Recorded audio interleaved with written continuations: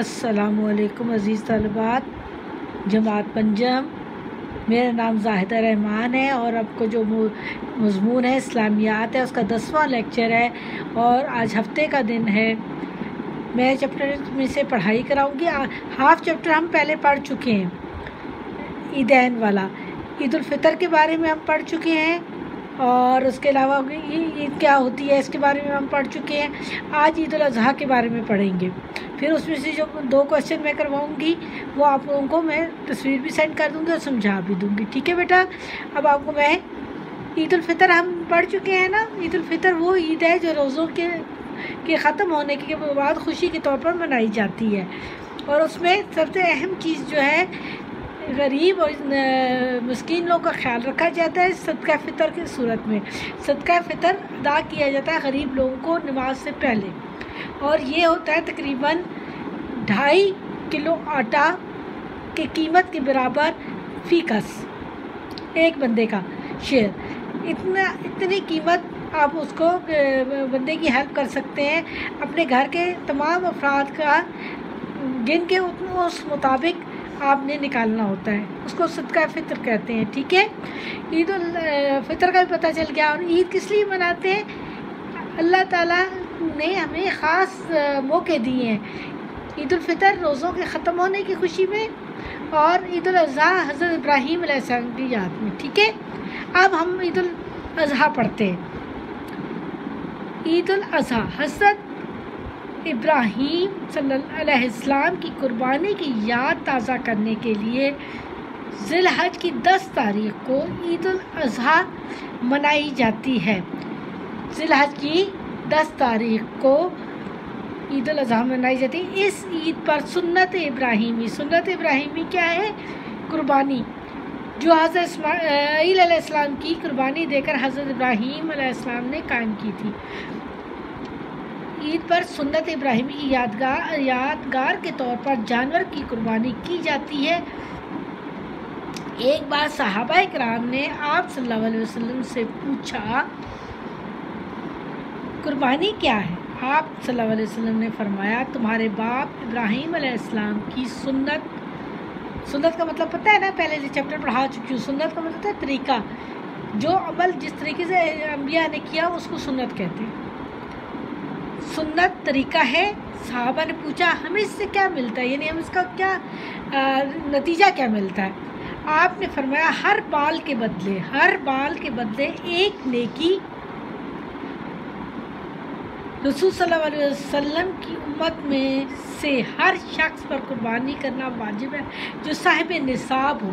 صاحب نصاب کی بھی وہی کنڈیشن ہے جس کے پاس 7.5 تولہ سونا، 52 تولے چاندی، ان میں سے کوئی بھی چیز یا اتنے پیسے جو پورے سال آپ نے سونے کی قیمت کے برابر رکھے رہے ہیں، وہ اس وجہ سے آپ صاحب نصاب ہو جاتے ہیں۔ یعنی اگر 7.5 تولے سونا آپ کے پاس موجود ہے تو پھر آپ صاحب نصاب ہیں۔ اب یہ ایک بات یاد رکھ لیں کہ 7.5 تولے سونے کے برابر قیمت یا سونا موجود ہے آپ کے پاس پورے سال سے، تو پھر آپ صاحب نصاب ہیں اور پھر آپ کو قربانی لازم ہے۔ سمجھ آ گئی؟ ہر وہ شخص جس کے پاس اتنا سونا اور چاندی، 52 تولے چاندی ہو، تو وہ صاحب نصاب کہلائے گا، یعنی وہ مالی طور پر امیر انسان ہے اور اس کو قربانی کرنی چاہیے۔ آپ صلی اللہ علیہ وسلم عید کے لیے غسل کرتے، جہاں تک ممکن ہوتا عمدہ لباس پہنتے، خوشبو لگاتے، پھر نماز عید ادا کرنے عیدگاہ تشریف لے جاتے۔ عیدگاہ کھلی جگہوں پہ نماز پڑھی جاتی ہے، لیکن جامع مسجد میں بھی پڑھی جاتی ہے، اور نماز ادا فرماتے۔ عید الاضحیٰ میں نماز کے بعد جانور کی قربانی کی جاتی ہے۔ بہتر طریقہ یہ ہے کہ قربانی کے گوشت کے حصے 3 حصے کیے جائیں، ایک غریبوں کے لیے، دوسرا رشتہ داروں کے لیے، اور تیسرا حصہ خود استعمال کیا جائے۔ یہ تو سنت طریقہ ہے۔ یہ ہم لوگ جو مسلمان ہیں درست طریقے سے تقسیم کرتے ہیں۔ ہر چیز جو ہے 3 حصوں میں تقسیم کر لی جاتی ہے، اور 3 حصوں میں سے ایک حصہ غریبوں میں بانٹا جاتا ہے، دوسرا رشتہ داروں کا ہوتا ہے۔ اگر آپ کے رشتہ دار امیر ہے اور تو یہ غریبوں میں ہی تقسیم کیا جا سکتا ہے۔ اور تیسرا حصہ آپ خود استعمال، اگر آپ جو استعمال کر سکتے ہیں استعمال کریں، لیکن کوشش یہ ہونی چاہیے انسان کی کہ زیادہ سے زیادہ دیر کے لیے قربانی کا گوشت نہ رکھا جائے، اس کو جلدی لوگوں کو دے دیا جائے تاکہ غریب لوگ بھی اس سے فائدہ حاصل کر سکیں۔ نماز عیدین کا طریقہ کیا ہے؟ ہم تو نمازیں بہت سی پڑھتے ہیں نا، 5 نمازیں ہم پڑھتے ہیں، جمعہ کی ظہر کی نماز جمعے والے دن جمعے کے طور پر پڑھتے ہیں، اسی طرح یہ اس کا طریقہ بھی تقریباً جمعے کی نماز سے ملتا جلتا ہے، لیکن تھوڑا سا فرق ہے۔ عیدین کی نماز کے لیے اذان نہیں دی جاتی، 2 رکعت نماز ادا کی جاتی ہے، نماز کے بعد 2 خطبے پڑھے جاتے ہیں، 2 خطبے ہم جمعے والے دن بھی پڑھتے ہیں لیکن وہ نماز سے پہلے ہوتے ہیں، جس میں محبت، بھائی چارے اور قربانی کی تلقین کی جاتی ہے۔ عیدین کی نماز جمعے کی نماز کی طرح، لیکن جمعے کی نماز اور عیدین کی نماز میں فرق ہے۔ جمعے کی نماز میں 2 خطبے نماز سے پہلے پڑھے جاتے ہیں اور عیدین میں بعد میں پڑھے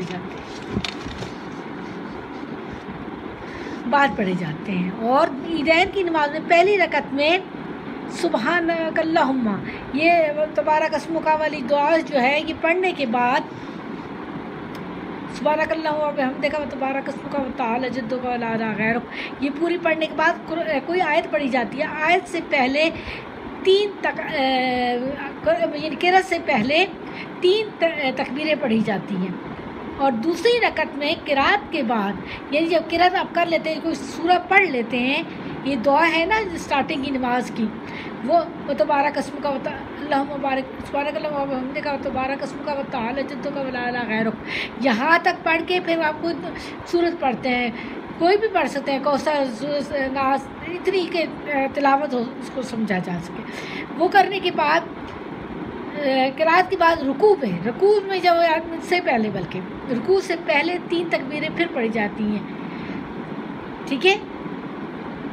جمعے کی نماز کے مقابلے 6 تکبیریں زائد ہیں، یعنی ادھر 3 12 تکبیریں ہوں گی نا، 2 رکعتیں ہیں نا، دونوں رکعتوں میں ایک میں 6 اور دوسرے میں 6، 12 ہوگی، تو اس جمعے کی نماز میں 6 تکبیریں زیادہ ہیں اس نماز میں۔ عیدگاہ کی طرف جاتے ہوئے راستے میں تکبیر پڑھنے کی ترغیب دلائی گئی، یعنی اللہ تعالیٰ نے کہا ہے کہ انسان کو چاہیے کہ وہ یہ پڑھے، اللہ اکبر اللہ اکبر، لا الہ الا اللہ واللہ اکبر، اللہ اکبر وللہ الحمد للہ وللہ الحمد للہ وللہ الحمد للہ۔ یہ ہے اللہ سب سے بڑا ہے، اللہ سب سے بڑا ہے، اللہ کے سوا کوئی عبادت کے لائق نہیں، اور اللہ سب سے بڑا ہے، اللہ سب سے بڑا ہے، اور سب تعریفیں اللہ کے لیے ہے۔ وللحمد، سوری میں یہاں تھوڑی پروننسیشن کی غلطی ہوگی، وللحمد۔ اب یہ آپ کی اس کی یہ ہے تکبیر جو پڑھی جاتی ہے۔ پھر اس کے بعد نماز عید کے بعد سارے مسلمان ایک دوسرے سے مصافحہ کرتے ہیں یا گلے ملتے ہیں، جس سے محبت یکجہتی کا اظہار ہوتا ہے۔ اللہ تعالیٰ نے معاشرے کے ہر فرد کے لیے خوشیاں رکھی ہیں، اس لیے صاحب حیثیت لوگوں کو یہ ترغیب دلائی گی کہ غریبوں اور محتاجوں کو فطرہ اور قربانی کا گوشت دیں۔ اس طرح امیر غریب سب خوشیوں میں شریک ہو کر اخوت بھائی چارے کی عمدہ مثال، یعنی دونوں عیدوں میں ہمارے لیے مسلمانوں کے لیے غریبوں کو عید الفطر پہ فطرانہ دیں، اور قربانی والی عید پہ یعنی عید الاضحیٰ پہ گوشت تقسیم کریں، تاکہ آپ کے غریب بہن بھائی بھی آپ کے ساتھ محبت اور خلوص کے ساتھ اور خوشیاں منا سکیں۔ آپ کو یہ بات سمجھ آ گئی؟ اچھا، اب 2 کوسچنس ہیں جو میں پڑھنے لگی ہوں، آپ لوگ دیکھ لیں۔ پہلے فلنگ دا بلینکس نہ کر لیں، پھر کوسچنس وہاں سے پڑھ دیتی ہوں۔ چلے پہلے فلنگ دا بلینکس کر لیتے ہیں۔ عید الفطر شوال کی پہلی تاریخ کو، پہلی پر نشان لگائیں اور یہاں لکھ بھی لیں۔ صدقہ فطر ڈیش کو دیا جاتا ہے، غریبوں کو دیا جاتا ہے۔ عید الاضحیٰ حضرت ڈیش کی، کس کی؟ حضرت ابراہیم علیہ السلام کی، ٹھیک ہے۔ ڈیش کی نماز کے لیے اذان نہیں جاتی، عیدین کی نماز، ٹھیک ہے۔ عید کی طرف جاتے ہوئے راستے میں تکبیر پڑھنی چاہیے، پڑھی جاتی ہے، ٹھیک ہے۔ اب یہ لفظ آپ کو سمجھ آ گئے؟ فل ان دی بلینکس میں 3 ہے نا آپشنز، ان میں سے جو درست آپشن ہے میں نے آپ کو بتا دیا ہے، ٹھیک ہے؟ اب دونوں کوشچن پڑھتے ہیں تاکہ آپ لوگوں کو سمجھ آ جائے۔ ابھی آج ہم نے نماز کا طریقہ پڑھا ہے نا، اسی میں سے میں نے یہ کوشچن کا آنسر لکھا ہے۔ عیدین کی نماز کے لیے اذان نہیں دی جاتی، وہ 2 رکعت نماز ادا کی جاتی ہے۔ نماز کے بعد 2 خطبے پڑھے جاتے ہیں جس میں محبت، بھائی چارے اور قربانی کی تلقین کی جاتی ہے۔ عید کی نماز میں پہلی رکعت میں سبحانک اللہم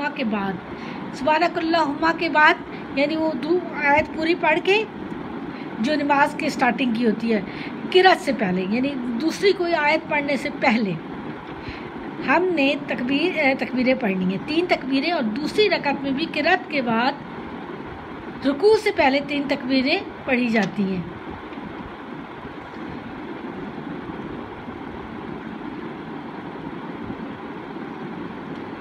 یہ آپ کو سمجھ آ گیا؟ 3 تکبیریں قرأت سے پہلی رکعت میں، اور دوسری رکعت کے بعد رکوع میں 3 تکبیریں کہی جاتی ہیں، پھر دوسری رکعت میں بھی رکوع سے پہلے تکبیریں کہی جاتی ہیں۔ ٹھیک ہو گیا؟ یہ طریقہ ہے اس نماز کو پڑھنے کا۔ قربانی کی فضیلت بیان کریں۔ حضرت ابراہیم علیہ السلام کی قربانی کی یاد تازہ کرنے کے لیے ذی الحج کی 10 تاریخ کو عید الاضحیٰ منائی جاتی ہے۔ اس عید پر سنت ابراہیم علیہ السلام کی یاد کے طور پر جانوروں کی قربانی کی جاتی ہے۔ ایک بار صحابہ اکرام نے آپ سے پوچھا قربانی کیا؟ آپ نے فرمایا تمہارے باپ ابراہیم علیہ السلام کی سنت طریقہ ہے۔ سنت کے بارے میں بتا چکی ہوں۔ سنت اس چیز کو کہتے ہیں جس کا مطلب ہے کہ تمام انبیاء جو تعلیمات دیتے رہے، جس طرح سے وہ کچھ کام کرتے رہے، اسی طرح کو کرنے کو سنت کہتے ہیں۔ صحابہ نے پھر پوچھا ہمیں اس سے کیا ملتا ہے، یعنی کیا نتیجہ حاصل ہوتا ہے؟ آپ نے فرمایا ہر بال کے بدلے 1 نیکی۔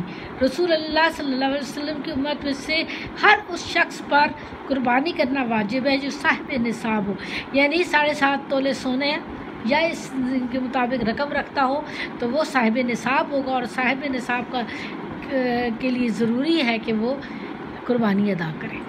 یہ سوال سمجھ آ گیا بیٹا؟ اللہ حافظ۔ انہوں نے کرنا ہے۔